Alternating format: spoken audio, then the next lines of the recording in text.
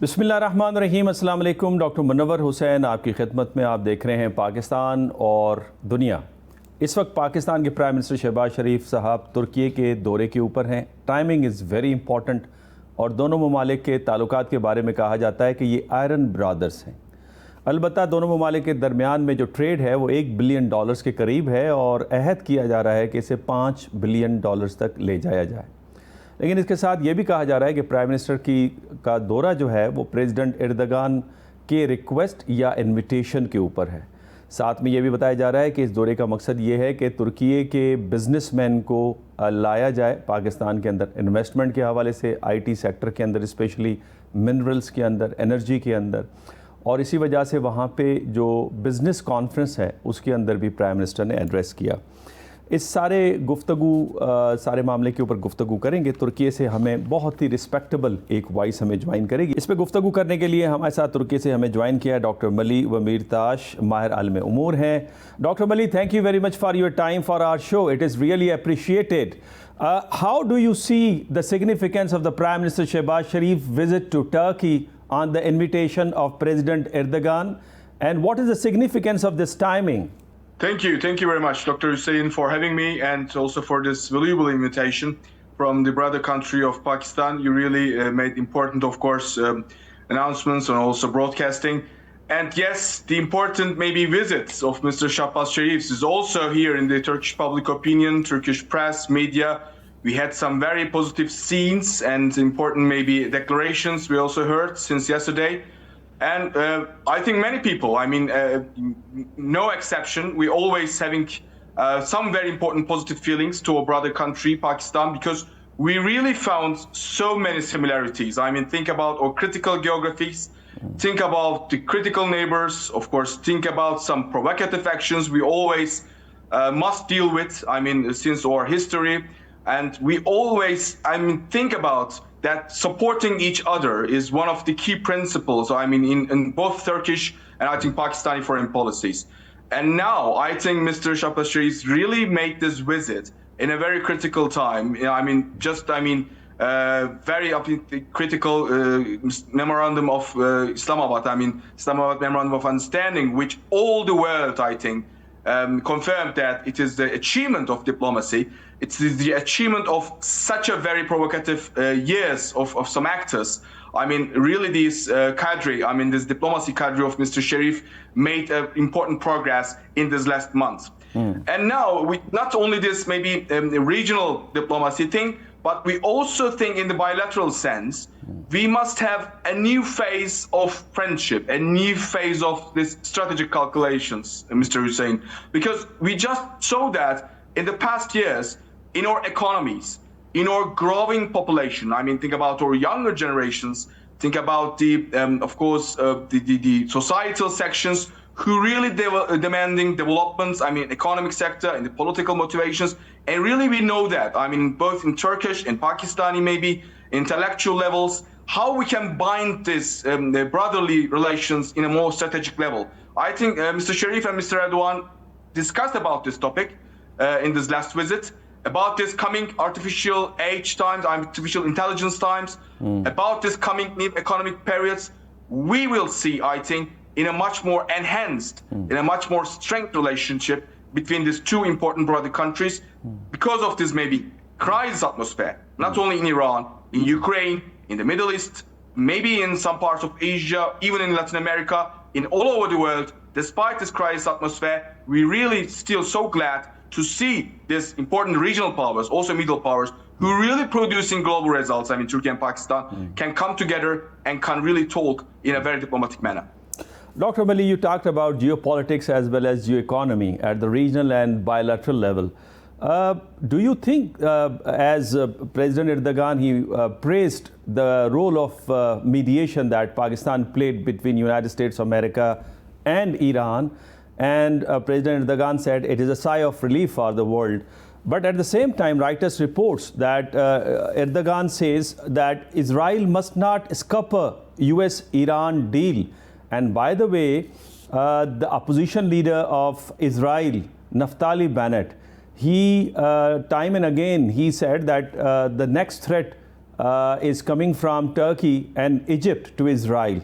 So how this statement by the opposition leader of Israel and the statement which is given by Turkey's president, respectable, honorable Erdogan, has said that this may be derailed by the Israel?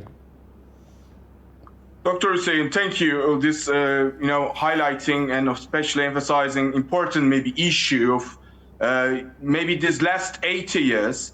I mean, an actor was created to maybe being for special apparatus we can call, in a much more daily language like a toy, I mean, at the hands of some powers. I mean, I do not want to call a community a toy, but some government, especially this government of this country, I mean, which is Israel, is really a very useful toy at the hand of some, countries, especially at the hands of some very rightist, far-rightist, nationalists, governments, even their own religious people. I mean, if you look this Orthodox Jewish people, even we look at some Jewish, cultural people, they even do not accept this country, I mean, Zionist, very non-humanitarian country, which also accused of this genocide as a very important, newly created of this postmodern genocide, always called academically, because anything's used against this, Palestinian innocent people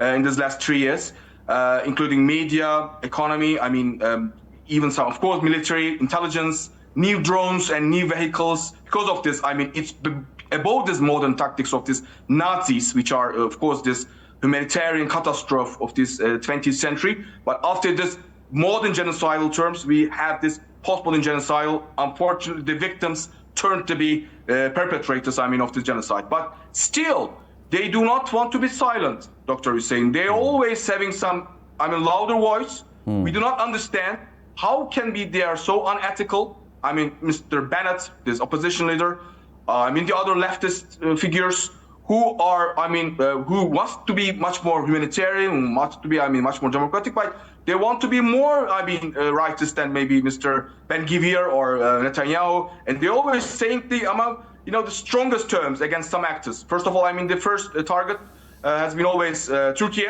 We know that. But I think indirectly, even our brother country, Pakistan, is also affected somehow, because think about this last important maybe dialogue or strategic line between India and Israel. Think about this Southern Cyprus or Greece line, and strategic maybe they are calling alliance with Israel. They're also building some line which is so non-Turkish, maybe non-Pakistani.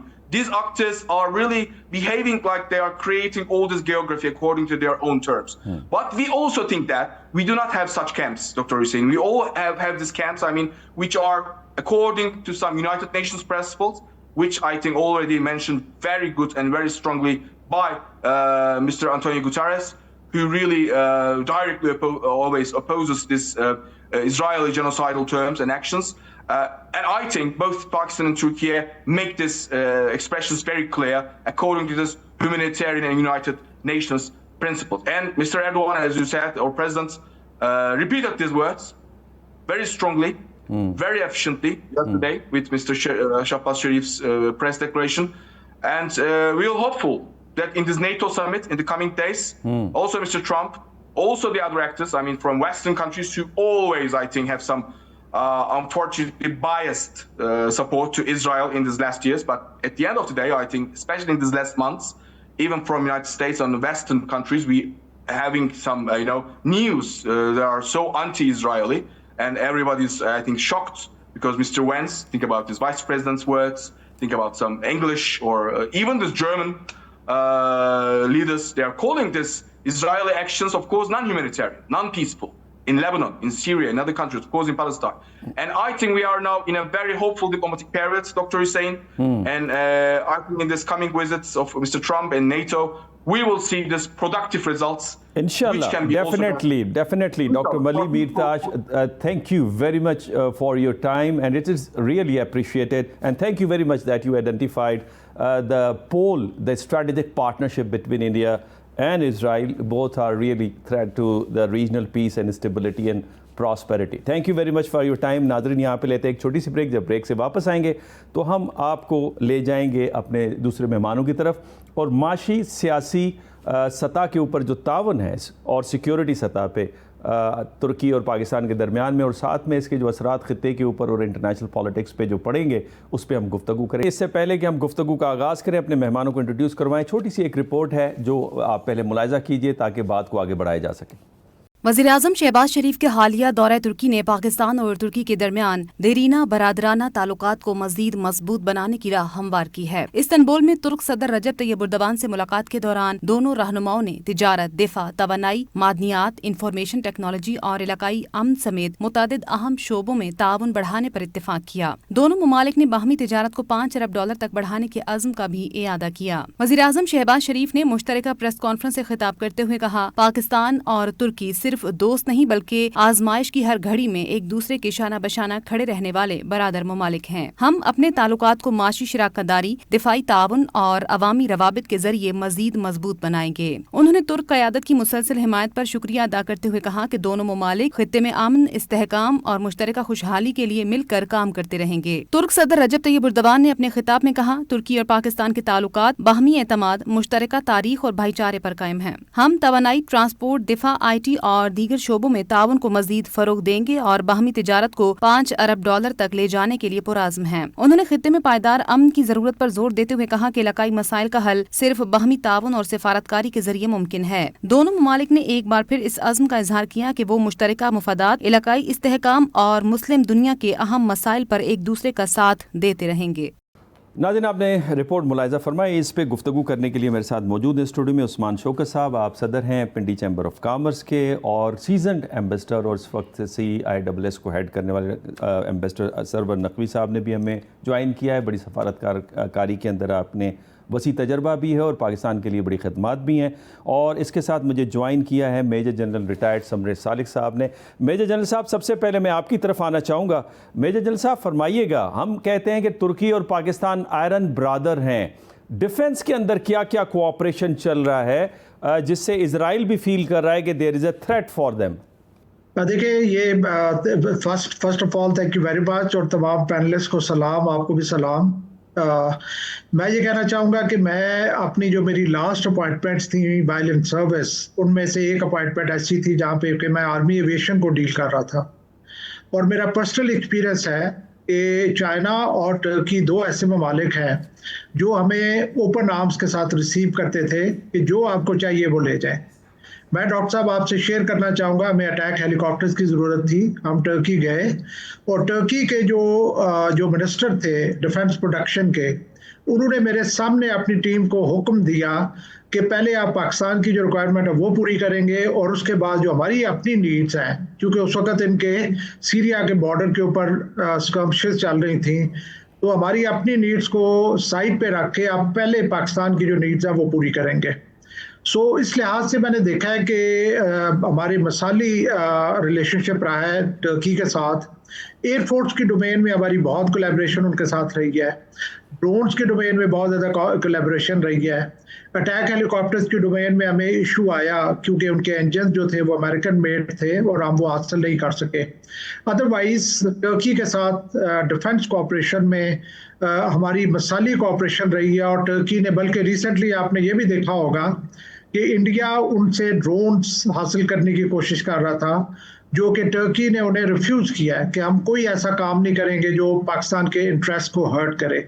سو میرے نزدیک یہ جو جس طریقے سے ہم دیکھ رہے ہیں کہ R4 کا بھی ایک جنم ہوا ہے اور اس میں ٹرکی، پاکستان، ایجپٹ، سعودی عربیہ شامل ہیں. سو میں یہ دیکھ رہا ہوں کہ فیوچر میں انشاءاللہ تعالی ایک مسلمانوں کا ایک بلاگ بننے جا رہا ہے جس کے اوپر ایک ایجپشن اسکالر نے بڑا اچھا آئیڈیا دیا ہے کہ ابراہیم اکارڈز کی بجائے محمد اکارڈز. کیا بات ہے، بہت خوبصورت. मोहम्मद अकॉर्ड्स, और उन्होंने मेरे से भी उसके ऊपर राय ली, मैंने उन्हें दी। और Mohammad accords is going to be a beautiful idea, जहाँ पे ये मुस्लिम ममालिक जो है ये एक दूसरे के साथ मिलके अपने बाहमी जो और कलेक्टिव जो बेहतरी है उसके लिए काम ये कर वक्त की सकें। ज़रूरत भी है। जनरल साहब ये फरमाइएगा, आपने कहा अटैकिंग हेलीकॉप्टर पाकिस्तान को नहीं मिल सके बिकॉज इंजन अमेरिकन थे। इस वक्त हम कान के ऊपर काम कर रहे हैं, तकरीबन 300 से ज़ायद हमारे इंजीनियर्स तुर्की के अंदर मौजूद हैं। उसके 2 वेरिएंट्स जो हैं वो पाकिस्तान मिलकर तुर्की के साथ बनाएगा। तो इस हवाले से आपको लगता है कि तुर्की ये कान 5th generation fighter jets Pakistan को दे पाएगा, बिकॉज उसका इंजन भी जनरल इलेक्ट्रॉनिक्स ही प्रोवाइड कर रहा है? देखिए, ये एक सेंसिटिव इशू होता है कि जब कभी भी कोई डिफेंस इक्विपमेंट में वो ऐसे एक आध पार्ट हो या मुकम्मल किसी और कंट्री का हो, तो थर्ड पार्टी ट्रांसफर को उस कंट्री से इजाज़त लेनी होती है। सो ये पहले भी ये इश्यूज रहे हैं, आइंदा भी ये प्रॉब्लम्स आ सकती हैं, लेकिन अनफॉर्चुनेटली उस वक्त टर्की बहुत कॉन्फिडेंट था कि वो हमें अटैक हेलीकॉप्टर दे सकेगा। लेकिन उस वक्त टर्की के भी तल्लुकात अमेरिका से ख़राब हो गए, और जिसकी वजह से अमेरिका ने उसके ऊपर एम्बार्गो लगा दिया। लेकिन जो हमारी दूसरी ऑप्शन है, दैट इज़ चाइना। उस वक्त हमने अटैक हेलीकॉप्टर एक चाइना का एवेल्युएट किया, एक टर्की का किया, चाइना वाला फाइनली हमने प्रोक्योर किया। सो वो भी ऑप्शन हमारे पास बहुत अच्छी है, बिकॉज Z10 हेलीकॉप्टर है गालिबन अटैकिंग, वो Z10 हेलीकॉप्टर। T129 हमने किया था एवेल्युएट इनका टर्किश, और Z10 चाइनीज हेलीकॉप्टर था जो फाइनली हमने Z10 जो है वो एक्वायर किया। वो ले लिया। ठीक है अली सर व नकवी साहब, चूंकि आपका एक वसी तजर्बा है सफारतकारी के अंदर, सर कैसे देखते हैं ये जो नई डेवलपिंग बायलैटरल जो रिलेशनशिप है जिसका इम्पैक्ट रीजनल पॉलिटिक्स, जियो पॉलिटिक्स पे भी आ रहा है? और फिर मैं ये भी देख रहा हूँ, आप इस पे बेहतर कमेंट दे सकते हैं कि पाकिस्तान के ताल्लुकात भी अमेरिका से बेहतर हुए और तुर्की के भी ताल्लुकात एट द सेम टाइम बेहतर हुए हैं अमेरिका के साथ। तो आपको लगता है कि ये जो ताल्लुकात के अंदर बेहतरी है खित्ते में, ये अमन के हवाले से एक मस्बत डेवलपमेंट है? जी बिल्कुल, मैं समझता हूँ अव्वल कि इस खित्ते के अमन इस्तेहकाम के लिए ये ज़रूरी है कि जो मुसलमान मुल्क हैं वो साथ मिलकर अपना एक लाए अमल तैयार करें और अपने ऑब्जेक्टिव्स, अपने मकासद को हासिल करने की कोशिश करें। और ये पाकिस्तान और तुर्की की जो बाहमी ताल्लुकात हैं वो इस सारे सिलसिले की एक कड़ी बन सकते हैं, एक chain in this piece of the chain in this entire equation. तो अब देखिए तुर्की और पाकिस्तान के ताल्लुकात पे मैं 2 मिनट बात करूं कि ये तो बड़े पुराने और दरीना ताल्लुकात हैं। जब यानी कायदे आज़म को तुर्की के जो फाउंडर थे मॉडर्न टर्की के अतातुर्क, वो उनसे बहुत कायदे आज़म इंस्पायर होते थे और कायदे आज़म उनकी बायोग्राफीज पढ़ते थे। तो ये it goes back to that time. और उसके बाद हमारी आज़ादी के थोड़े दिनों के बाद तुर्की और पाकिस्तान मुख्तलिफ बायलैटरल और मल्टीलैटरल पैक्ट्स में इन्वॉल्व हुए, और फिर RCD बना, फिर ECO बना। ये सारे रीजनल कोऑपरेशन के फोरम्स हैं जिसमें पाकिस्तान और तुर्की दोनों उसके शरीक, उसके रुकन बने रहे हैं। अच्छा, अब मौजूदा जो वज़ीर आज़म शहबाज शरीफ का जो दौरा है तुर्की का, ये बहुत अहम है। ये सरकारी विजिट है, इट्स एन ऑफिशियल विजिट। और शहबाज शरीफ साहब ने वहाँ पे तुर्की के सदर एर्दोगान से बड़ी बातें की हैं, बहुत सी चीज़ों में। मतलब बड़ी बातों का मतलब है बहुत से शोबों की, बहुत से सेक्टर्स की बातें की हैं, जिसमें कि इकोनॉमिक है, तिजारत है, और बायलैटरल कोऑपरेशन इन डिफेंस है, bilateral cooperation in people to people contact, in connectivity, बहुत सी चीज़ें वहाँ पे गुफ्तगू आई। और ये एक हमारे बाहमी ताल्लुकात का एक नया फर्दर रीइंफोर्समेंट आ गई है, एक नया दौर फिर से शुरू होने अच्छा, वाला वैसे है। सरवर नकवी साहब, इसमें मैं टीआरटी को भी देख रहा था, उसके अंदर उन्होंने प्राइम मिनिस्टर शहबाज शरीफ ने तारीफ़ की है सदर एर्दगान की और तुर्की की। जब पाकिस्तान मीडिएशन का किरदार अदा कर रहा था तो उन्होंने फरमाया कि खत्ते के जो चंद ममालिक थे जिन्होंने पाकिस्तान के इस मीडिएशन के अंदर मावनत दी, उसमें तुर्की सर फहरिस्त है। तो इसे कैसे देखते हैं आप?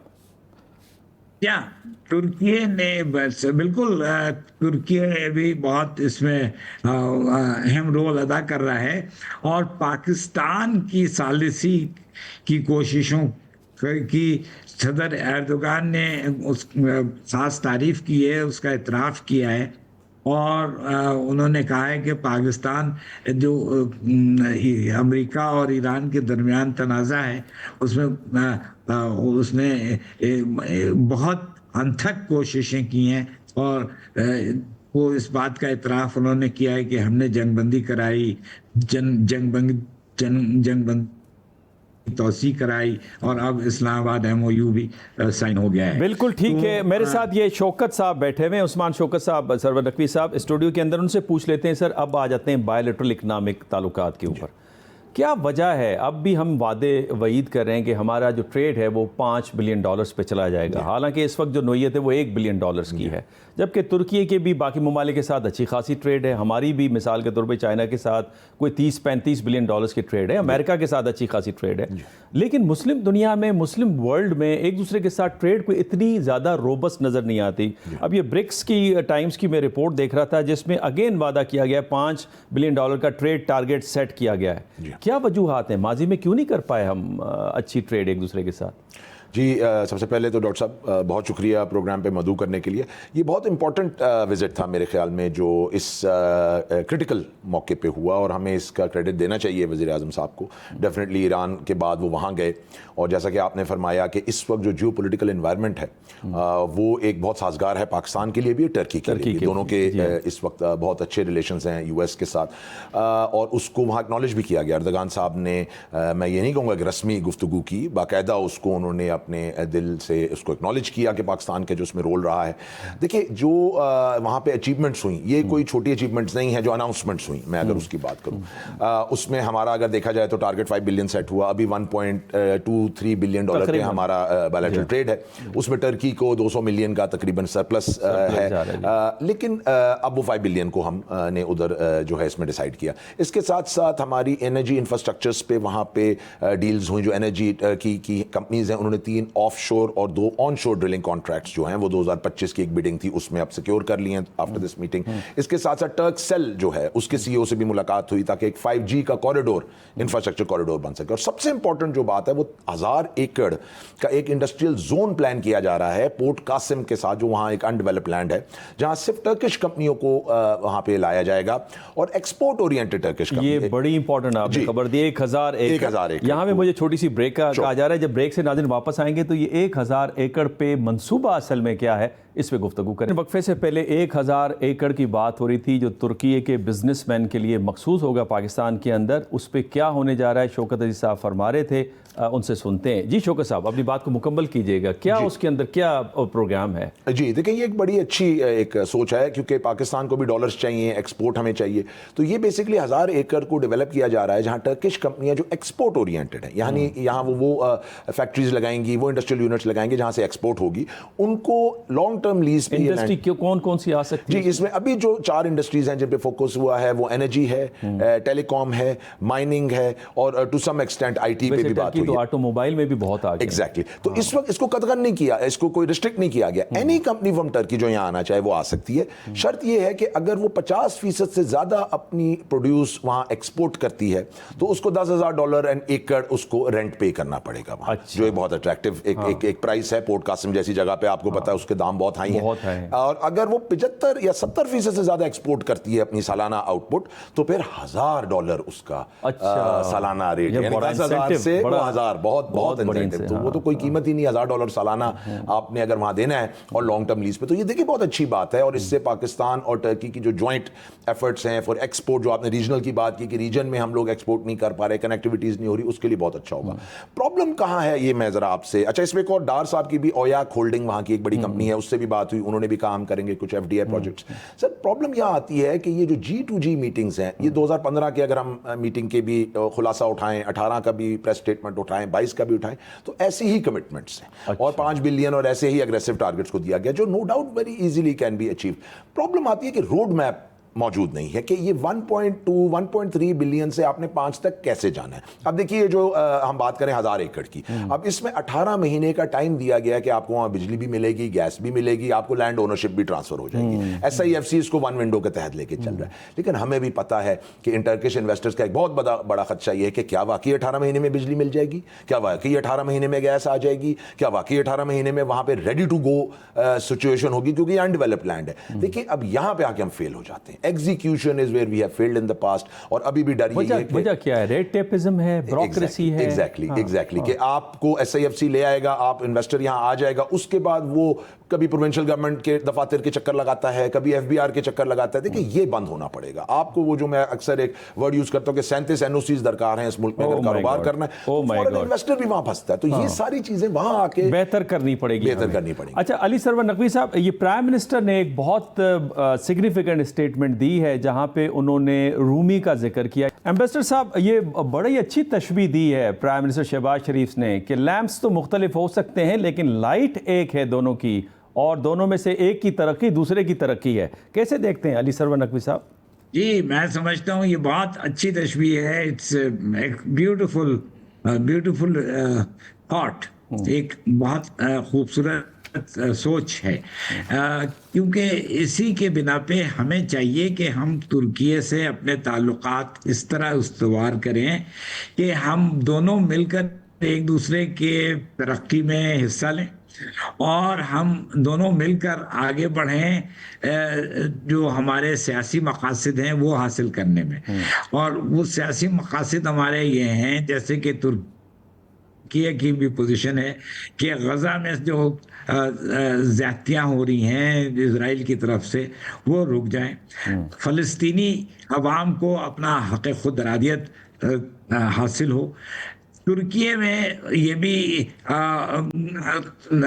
پوزیشن ان کی ہے کہ کشمیر کا مسئلہ جو ہے وہ بھی وہاں کے عوام کے خواہشات کے مطابق ہو, اور پاکستان اسی طرح پاکستان بھی شمالی سائپرس ناردرن سائپرس کے بارے میں جو وہاں کی ٹرکش میجورٹی آبادی ہے اس کے الگ ایک ریاست بنانے کے وہ بھی ہمیشہ ہم کہتے ہیں نا علی سرور نقوی صاحب, there is no ifs and buts in the relationship with Turkey.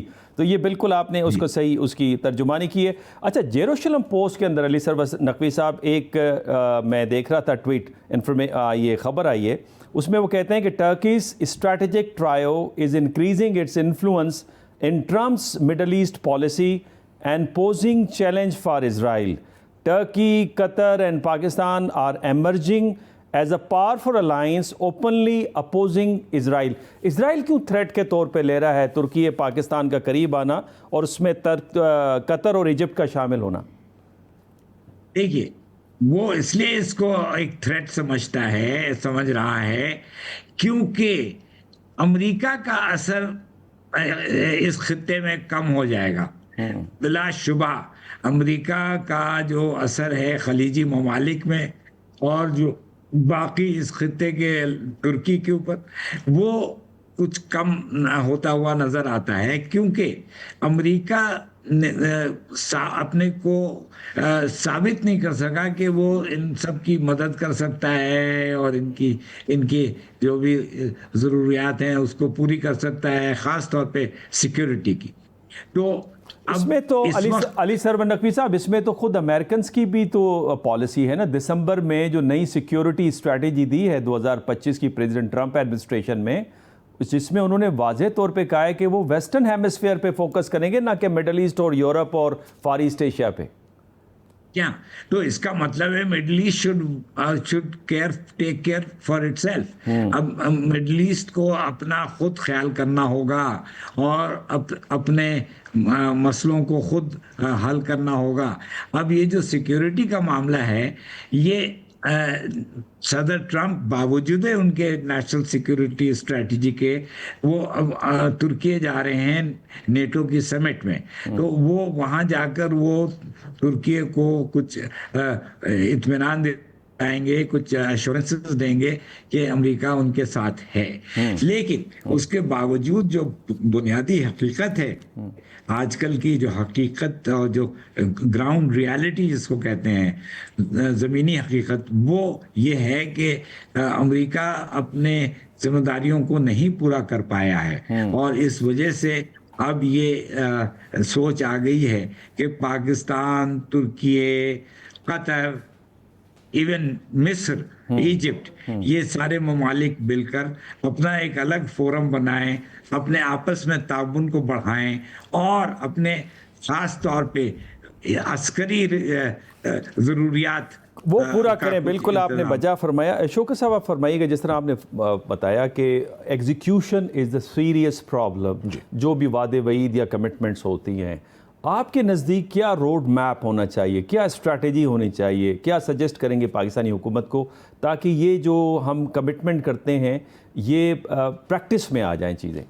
G, first of all تو دیکھیں، میں یہ سجیسٹ کروں گا کہ جو SIFC نے کردار ادا کیا، انہوں نے یہ وہاں پہ انویسٹمنٹ کانفرنس کروائی ہے، اور وہی ٹرکش انویسٹرز کو اس وقت لا رہے ہیں. تو انشور کرائے گورنمنٹ اور SIFC کے یہ جو 18 مہینے کا ٹائم دیا گیا ہے، اس میں زمین وہاں ریڈی ہو اور ٹرکش جو ہے وہاں آ سکے. دیکھیں، جب آپ ان کو پہلا سٹیپ ہی پہ 4 قدم آگے مل کے فیسیلیٹیٹ کریں گے تو وہ آئیں گے. سیکنڈ، آپ کو یہ انشور کرانا ہے کہ ریڈ ٹیپزم ختم ہو، کہیں پہ بھی ان کو پروونشل گورنمنٹس کے پاس نہ جانا پڑے، لوکل گورنمنٹس کے پاس نہ جانا پڑے، سارے NOCs ان کو ملیں. سیکنڈلی دیکھیں، اس وقت اب G2G سے نکل کے B2B پہ آنے کی ضرورت ہے. اب آپ فالو اپ ڈیلیگیشنز لے کے جائیے. یہ جو ساری باتیں ہوئی، دیکھیں، اس میں چیمبر آف کامرس کے کوئی لوگ شامل نہیں تھے، اس میں فیڈریشن کے کوئی لوگ نہیں تھے، ٹریڈ ایسوسیشنز کے لوگ نہیں تھے. دیکھیں، اینڈ میں تو انہوں نے آ کے کوئی لوکل پارٹنر، کوئی لوکل انویسٹر کے ساتھ ہی کولیبریٹ کرنا ہوتا ہے، تو ان کو لے کے جائیے تاکہ یہ مٹیریلائز ہو سکے. یہی مسنگ رہا ہے ان دا پاسٹ بھی، کہ یہ نہیں ہوا کہ جب G2G میٹنگز ہوئی اس کے بعد فالو اپ ہونا چاہیے very strongly from B2B side, وہ بھی نہیں ہوا. اور تھرڈ جو میں آپ سے بات کر رہا ہوں، جو ڈومیسٹک انویسٹر بھی مانگ رہا ہے اور ظاہر انٹرنیشنل بھی مانگ رہا ہے، وہ کلیئرٹی آف پالیسیز.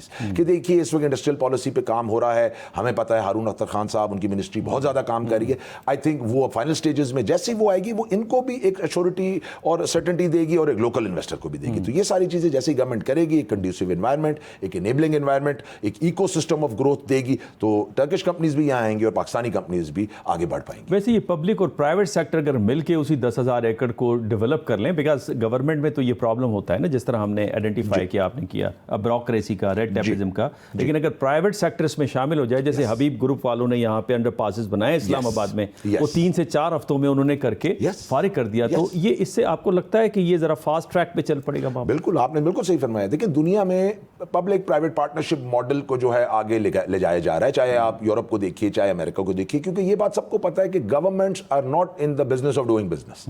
یہ ہمارے یہاں انفارچونیٹلی گورنمنٹ کو ایسا ایسا سمجھ آ رہی ہے پرائیویٹائزیشن کی طرف، اب وہ جانا شروع ہوئے ہیں. یہ اس دورے میں بھی پرائیویٹائزیشن پہ بڑی بات ہوئی، کچھ ہمارے SOEs ٹرکی لے گا. لیکن آپ والی بات بالکل، پرائیویٹ سیکٹر کو لائیے، یہی کام جو 18 مہینے میں ہونا ہے شاید 12 مہینے میں ہو جائے، اور وہ جلدی جو ہے انڈرٹیک ہو سکے گا. بہت شکریہ شوکت صاحب، آپ تشریف لائے، آپ نے بڑی زبردست قسم کی سجیشنز دی. علی سرور نقوی صاحب، آپ کے سر وقت کا بہت بہت شکریہ. آئندہ بھی آپ سے آپ کی انالیسس سے ہم فائدہ اٹھاتے رہیں گے. ناظرین، جنرل صاحب نے بھی ہمیں جوائن کیا تھا، سمر سالک صاحب نے، ان کا بھی بہت بہت شکریہ.